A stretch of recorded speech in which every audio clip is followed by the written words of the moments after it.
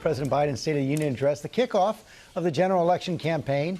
It did get raucous in the chamber at times. The president sparred with the GOP. Lawmakers shouted at him as he spoke as well. The president never mentioned Donald Trump by name, but he did repeatedly call out what he called his predecessor, creating a clear contrast for voters when they go to the polls in November. Biden accused Trump of bowing down to Vladimir Putin, trying to bury the truth about January 6th, and of failing in his most basic duty during the pandemic. Chief White House correspondent Mary Bruce starts us off. Good morning, Mary.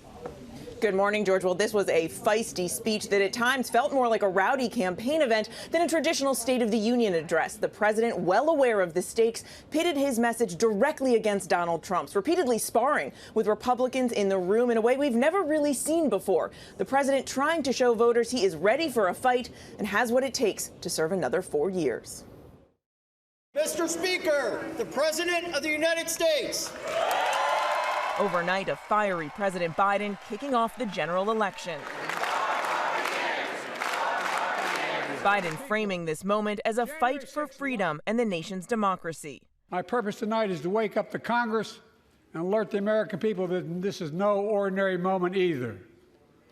Not since President Lincoln and the Civil War have freedom and democracy been under assault at home as they are today. What makes our moment rare is that freedom and democracy are under attack both at home and overseas at the very same time. Straight out the gate, the president shaming Republicans for failing to fund Ukraine and calling out Donald Trump, though not by name, for saying he would allow Vladimir Putin to attack NATO allies. Now my predecessor, a former Republican president, tells Putin, quote, "Do whatever the hell you want." That's a quote.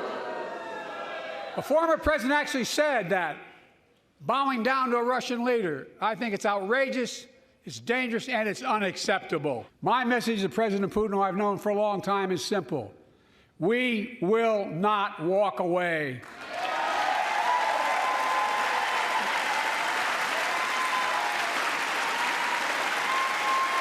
We will not bow down.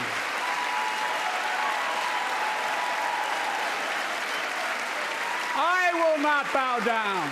And firing a warning shot over Trump's election lies. Here's the simple truth. You can't love your country only when you win. On the hot-button issue of immigration, Biden confronting Republicans for tanking that bipartisan border deal under pressure from Trump. Oh, you don't think so? Oh, you don't like that bill, huh? That conservatives got together and said it was a good bill? I'll be darned. That's amazing. Republican Marjorie Taylor Greene shouting back at Biden about the murder of 22-year-old Laken Riley, a Georgia nursing student killed by a Venezuelan migrant who crossed the border illegally. Biden responding, holding up a pin with her name on it that Greene gave him earlier in the night. Not really.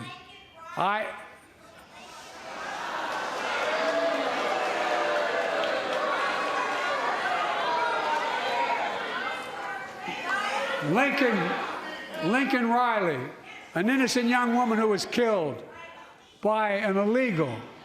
That's right. But how many of the thousands of people being killed by illegals? To her parents, I say, my heart goes out to you, having lost children myself.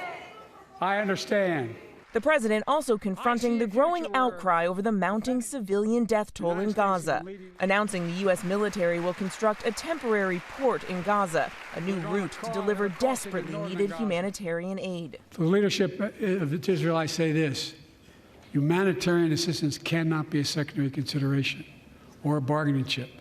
Protecting and saving innocent lives has to be a priority. Looking ahead to the general election, the president vowing to fight for freedoms like access to abortion, even taking on the court with the justices watching on. Those bragging about overturning Roe v. Wade have no clue about the power of women. But they found out when reproductive freedom was on the ballot. We won in 2022 and 2020, and we'll win again in 2024. At the end of the night, Biden finally tackling head-on those big concerns about his age. I know it may not look like it, but I've been around a while. Turning the tables on his rival, Trump just 3 years younger. Now other people my age see it differently. The American story of resentment, revenge, and retribution.